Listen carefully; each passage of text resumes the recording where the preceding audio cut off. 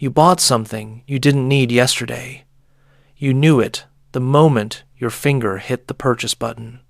You felt it in your chest, that sinking weight, like watching yourself sign a confession you know is false. But you did it anyway. Why? Because in that exact moment, standing there at the checkout counter or staring at your glowing phone screen at 2 a.m, your willpower simply evaporated. It didn't weaken. It didn't bend. It vanished, like steam off a sidewalk after summer rain. And here's what nobody tells you about that moment, the real secret hiding in plain sight. Your willpower was never supposed to win. The game was rigged from the start, and you've been playing with loaded dice your entire life. Let me paint you a picture. It's a Tuesday evening. You walked into the store for milk. Just milk. You had a list in your pocket, maybe on your phone. Milk, bread, maybe eggs if they're on sale. Simple, clean. A transaction that should take 7 minutes. But 40 minutes later, you're standing at the register with a cart full of things you can't quite explain. A candle that smells like alpine meadows. A magazine you'll never read. Some kind of kitchen gadget that promises to change your life but will sit in a drawer until you move apartments. The cashier doesn't judge you. They've seen this face 1,000 times today. That glazed look, that slight confusion mixed with surrender. You swipe your card. You sign your name. You walk out into the parking lot, carrying bags full of regret, wrapped in plastic, and you tell yourself the same lie you told yourself last week. Next time will be different. Next time you'll have more control. Next time your willpower will be stronger. But here's the thing about willpower. It's not a muscle. That's what they want you to believe.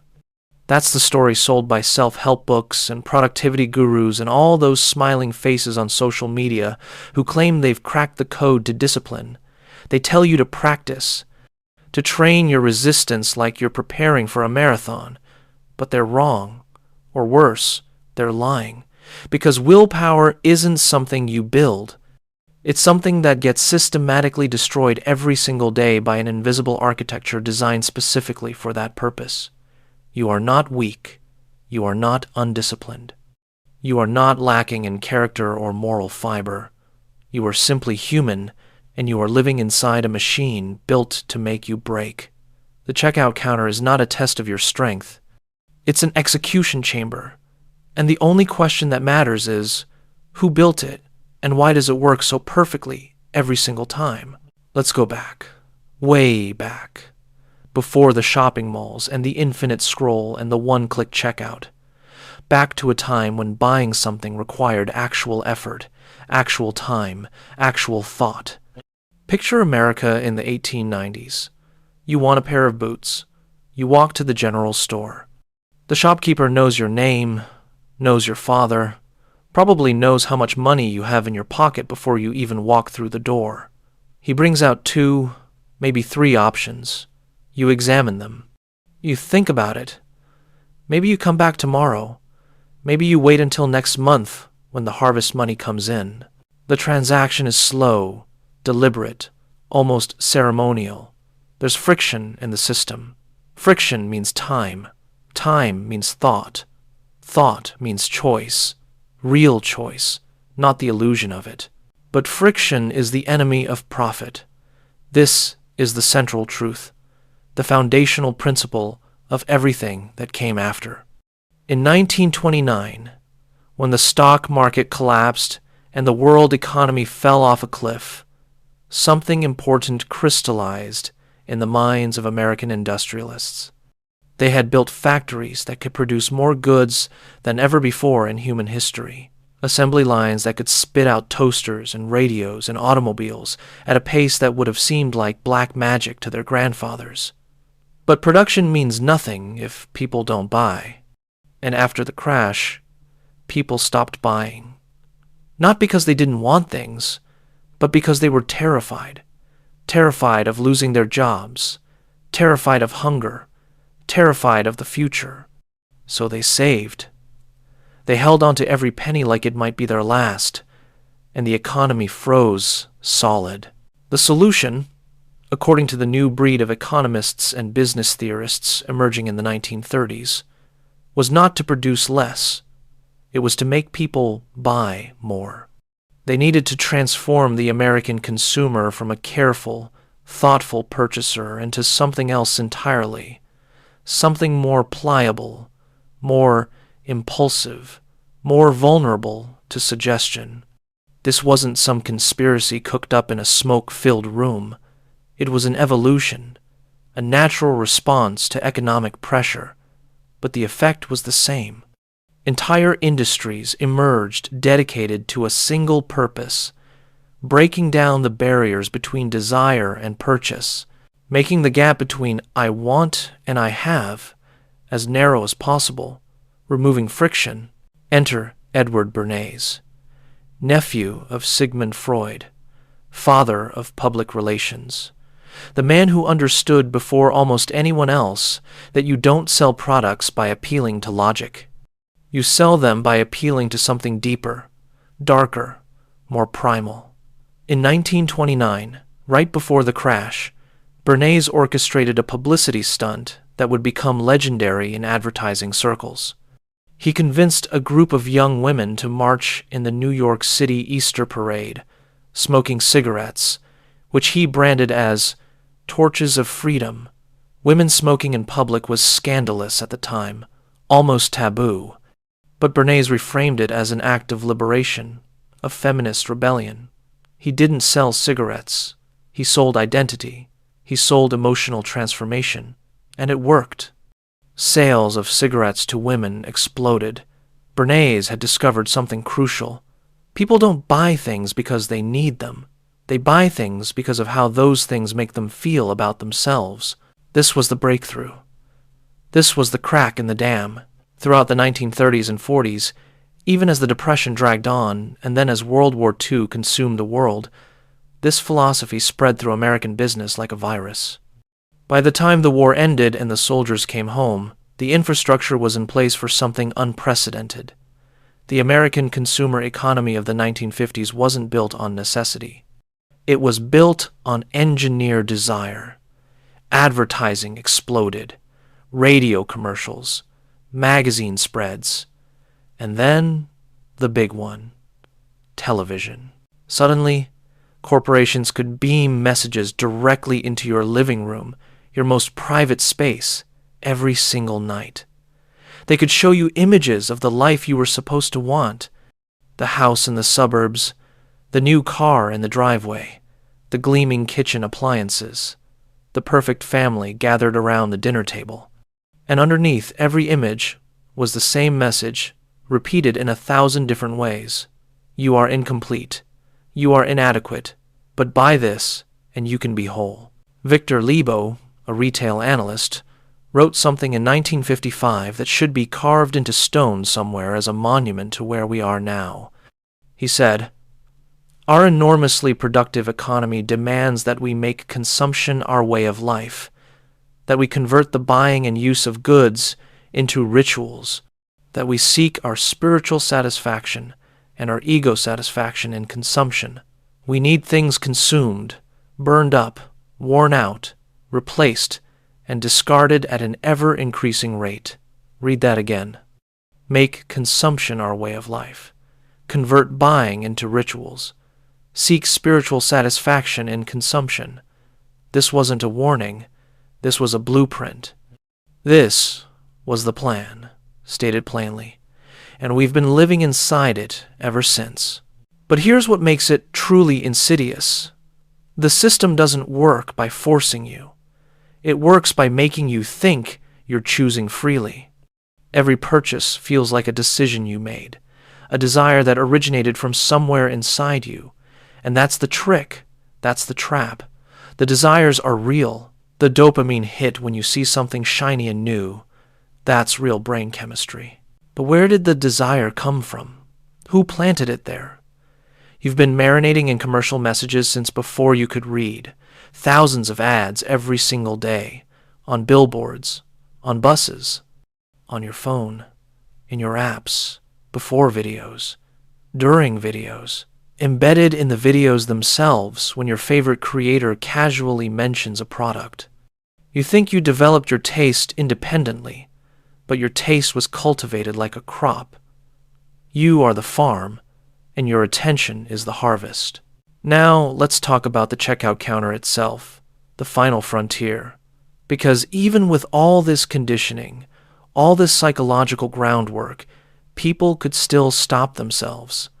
They could put the item back, they could walk away. So the system had to evolve one more time. It had to make that final moment, that moment of potential resistance, as short and painless as possible. The invention of the credit card in the 1950s was crucial here. Suddenly, you didn't need cash. You didn't need to count out bills and watch your wallet get thinner. You just swiped a piece of plastic. The pain of payment was abstracted, delayed, pushed into the future. Studies show that people spend significantly more when using cards versus cash, and the reason is simple. Cash is tangible. Cash is real. Handing over a $20 bill and getting back a few singles makes you feel the transaction in your body. But tapping a card? That barely registers. It's fiction money, tomorrow money, imaginary money. And then came online shopping, and the game changed forever. Amazon received a patent in 1999 for one-click purchasing. One single click. No friction. No time to reconsider. No moment where you have to pull out your wallet, find your card, type in the numbers. All of that had been done already, weeks ago, stored somewhere in the cloud. Now, buying something required less physical effort than opening a door. Just a tap, a click, a thought made manifest in less than a second. And your brain, your poor, overwhelmed primate brain that evolved to hunt gazelles and gather berries, has no defense against this. None. Because your brain's warning systems are built for physical danger.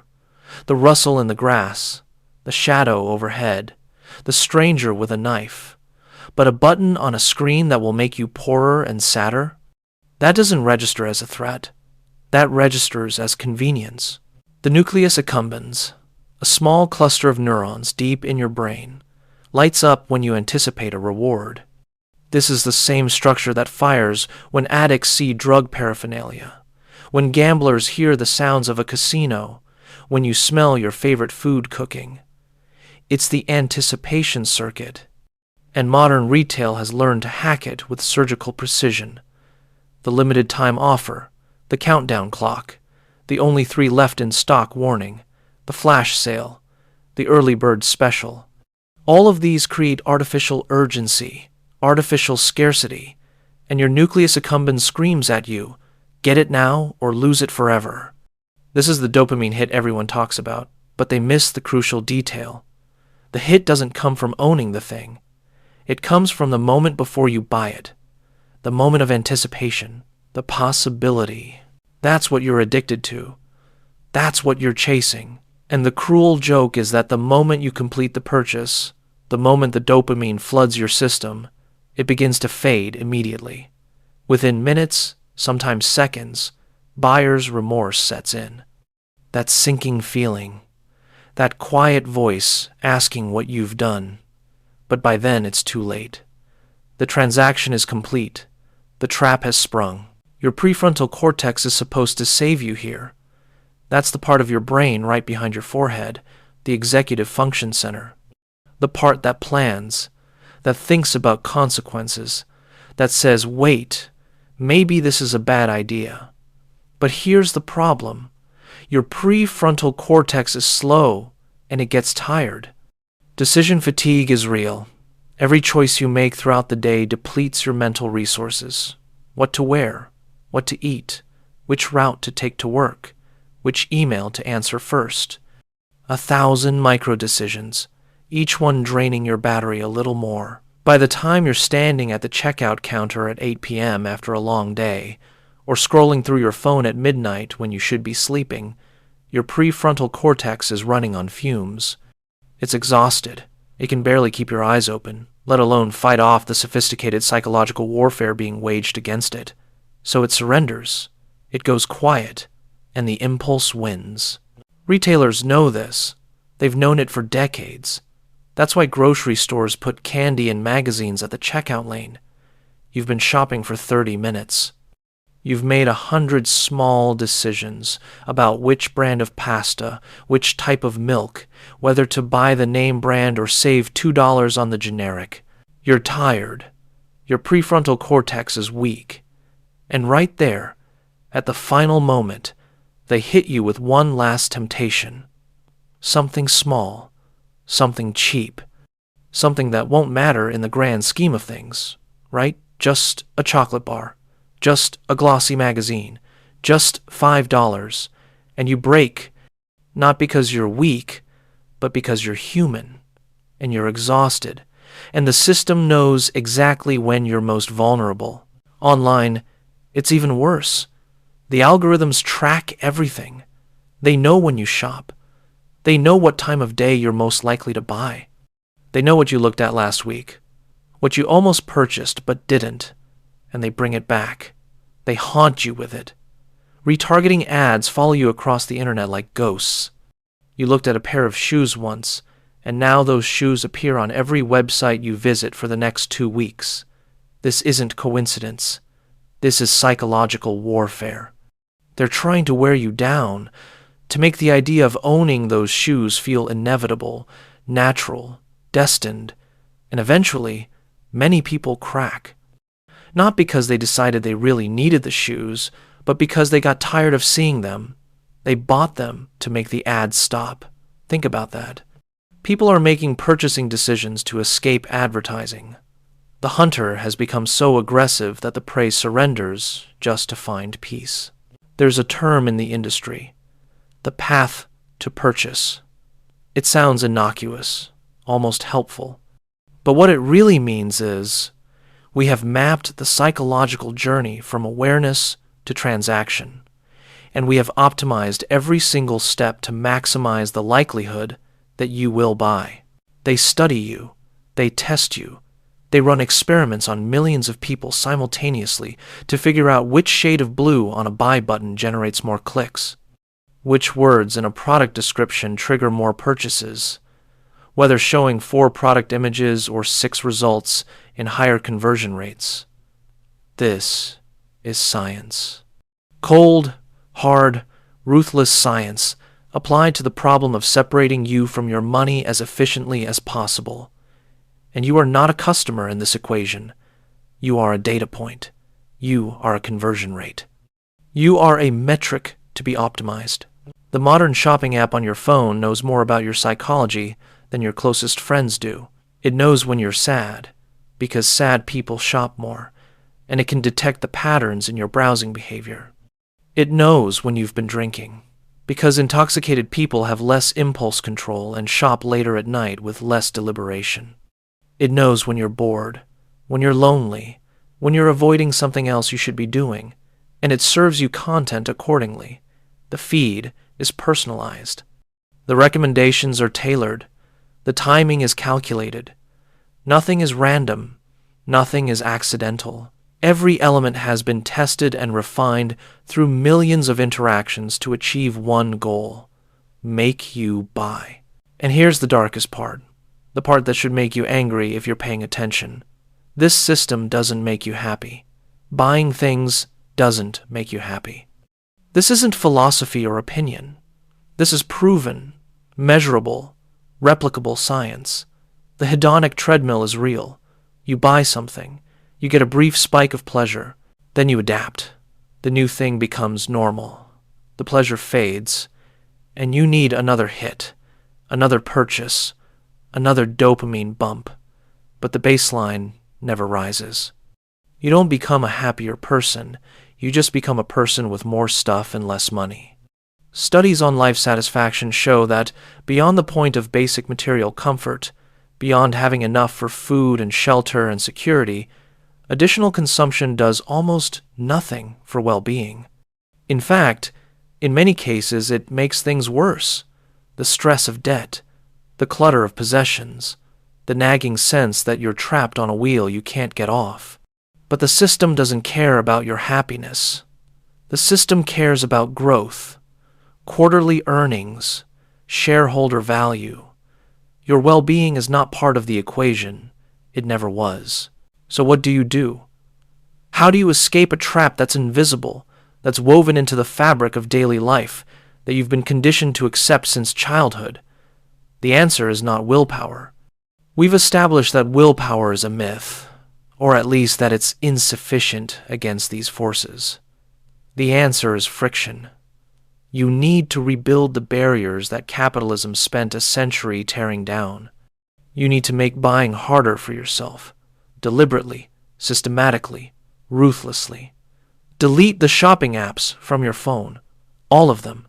If you need to buy something, you can use a web browser, which is slower, clunkier, more annoying. Remove your saved payment information from every website. Make yourself type in the credit card number every single time. That 30 seconds of tedium might be enough for your prefrontal cortex to wake up and ask if you really need this thing. Unsubscribe from every marketing email. Every single one. If a store needs to contact you, they will. But those daily deals, those exclusive offers, those personalized recommendations, they're not helping you. They're hunting you. Implement a waiting period. If you want to buy something that's not an immediate necessity, make yourself wait 24 hours. Write it down. Come back tomorrow. If you still want it, then maybe you buy it. But most of the time, you'll find the desire has faded. It was never about the object. It was about the hit, the anticipation, the momentary escape from whatever you were feeling. And by tomorrow, that feeling has passed, and you've saved yourself from another regrettable purchase. This is friction. This is the antidote. Slow everything down. Make it hard. Make it deliberate. Make it require actual thought and actual time. But here's where it gets radical. The real solution, the deep solution, requires you to step outside the entire paradigm.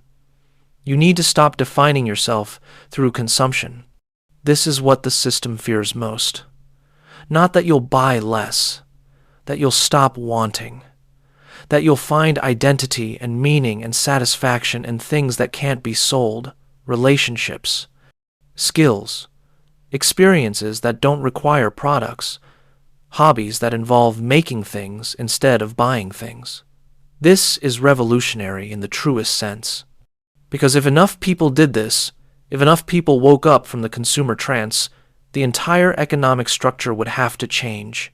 They need you to keep wanting. They need you to feel incomplete. They need you to believe that the next purchase will finally make you whole. Your refusal to play that game is dangerous to them. Your contentment is an act of rebellion. There's a concept in Buddhism called tanha. It's usually translated as craving or thirst. It's the idea that suffering comes from wanting things to be different than they are, from grasping, from the endless reaching for more, for better, for new. The Buddha taught that the way to end suffering is to end craving, not to fulfill it, to end it, to let it go, to find peace in what is rather than constantly chasing what might be. This is not a call to poverty or deprivation. It's a call to freedom, real freedom, not the fake freedom of unlimited choice in the cereal aisle, but freedom from the tyranny of wanting itself, freedom from the voice in your head that whispers you're not enough until you buy that thing, freedom from the checkout counter trap. You are living in the most sophisticated propaganda system ever created. Every surface is an advertisement. Every platform is a store. Every interaction is a potential transaction. And the only way to win is to refuse to fight on their terms. To build a life so rich in meaning and connection that the shallow pleasures of consumption look pathetic by comparison. This is hard.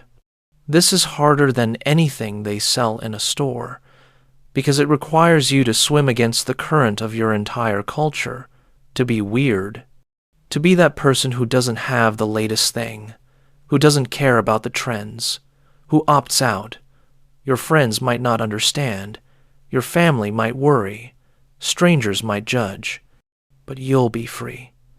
And freedom, real freedom, is worth more than anything you could ever buy. The willpower trap is not that you're weak. The trap is believing willpower matters in the first place. The trap is thinking this is an individual problem that requires an individual solution. It's not. It's a systemic problem that requires a systemic response. Recognize the machine, understand how it works, and then, with cold clarity and absolute resolve, remove yourself from its gears. Build friction. Embrace boredom. Find satisfaction in enough. The checkout counter will always be there, gleaming and convenient, and ready to take your money, but you don't have to break anymore. You can walk away. You can choose differently. Not because you have more willpower than anyone else, but because you finally see the trap for what it is. And once you see it, you can never unsee it. And that changes everything.